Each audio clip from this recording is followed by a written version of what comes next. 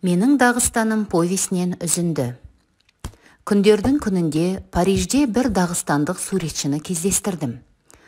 Революциядан кейін іле-шала Италияға оқуға кетіпті де, итальян қызына үйленіп, еліне қайталмай қалыпты.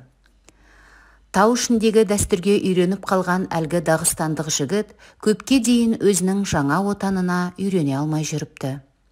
Жер жүзін талай шарлап, алыстағы бөтен елдердің жарқ-жұрқ еткен астаналарында да болыпты. Бірақ қайда барса да туған елін аңсап, зарыққан сезім соңынан қалмай-ақ қойыпты.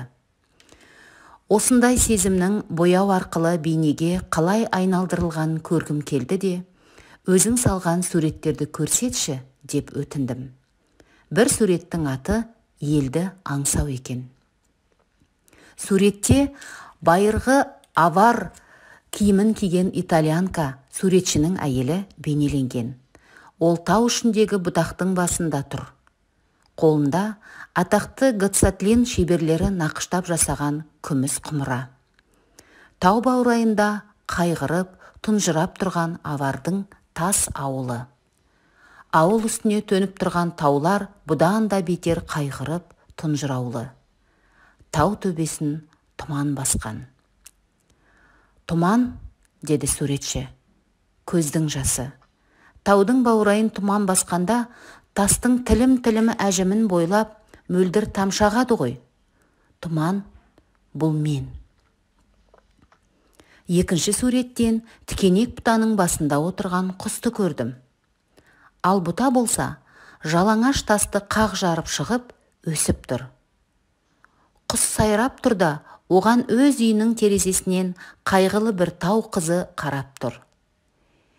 Менің суретке назар аударғанымды байқап қалды да, бұл аварлардың көне аңызының желісі бойынша салынған сурет, деп түсіндірді суретші. Қандай аңыз бойынша? Құсты ұстап ап, торға қамап қойыпты.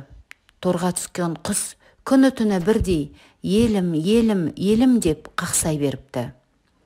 Соңғы жылдар бойы тап осылай қақсап жүрген мен сияқты. Құс иесі ойлапты, мұның елі қандай екен? Ол қайда болды екен? Мүмкін, мұның елі жұмақтағы ағаш өсіп, жұмақтағы құс мекендейтін гүл жайнаған тамаша бақ секілді шығар. Мен осы құсты далаға қоя берейін де, оның қай жаққа ұшып кеткенін көрейінші. Сонау алыстағы ғажап елдің жолын көрсетсін маған, деп ойлап, тордың қақпағын ашып, құсты босатып жіберіпті. Құс 10 қадам ұшып барыпты да, жалаңаш тасты қақ жарып өсіп тұрған тікенек бұтаға қоныпты. Осы бұтаның жапырағының арасында оның ұясы бар екен. Мен де өз еліме, өзімді өзім қамаған тордың терезесінен қарап жүрмін ғой, деп аяқтады әңгімесін суретші. Елге неге қайтқыңыз келмейді? Кеш қой.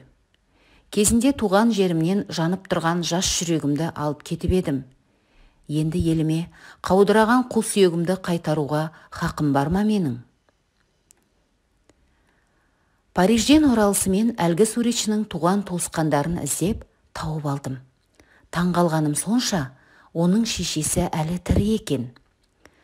Суретшінің туған туысқандары жиналып, өздерінің елден безіп кеткен, туған жерін жат жерге айырбастап жіберген ұлы жайындағы әңгімемді күңіреніп, қайғы қасіретпен тыңдады. Бірақ маған ұлына кешірім еткен секілді болып көрінді. Олар оның тірі жүргеніне қуанды ма, қалай, әйтеуір кенеттен шешесі? Сендер аварша сөйлестіңдер ғой, деп сұрады менен. Жоқ, біз тілмәш арқылы сөйлестік. Мен орысша, ал сенің балаң французша. Ұлының өлгенін жаңа ғана естігендей боп, суретшінің шешесі бетін қара орамалмен жауып ала қойды. Үйдің шатырын тырсылдатып, далада жаңбыр жауып тұр. Біз аварда тұрмыз. Ал жердің екінші жағында, Парижде, Дағыстанның адасқан ұлы да мүмкін дәл осы сәтте жаңбырға құлақ салып отырған шығар. Біраз үндемей отырғаннан кейін суретшінің шешесі айтты. Сен қателестің, Расул. Менің ұлым баяғыда өліп қалған. Сенің көргенің менің ұлым емес. Менің ұлым өзім үйреткен, авар анасы үйреткен тілді ұмытуға тиіс емес.